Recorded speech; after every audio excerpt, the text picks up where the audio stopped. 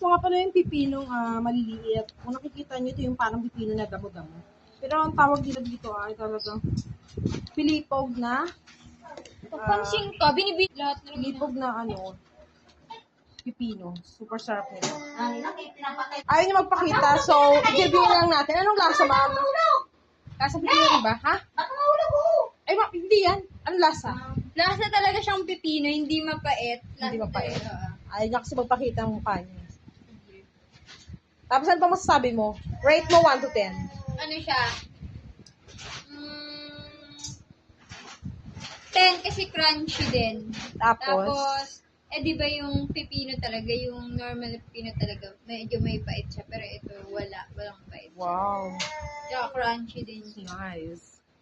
Sarap. Ayun mo nga ma'am yung isa para rinig lang ako ng crunchiness. Na may mga commercial. Ano yung sa Oh. Grabe yung crunchiness! Narinig niyo yun? Parang sarap no? Kaso toothbrush na ako eh. Kasi Sarap guys.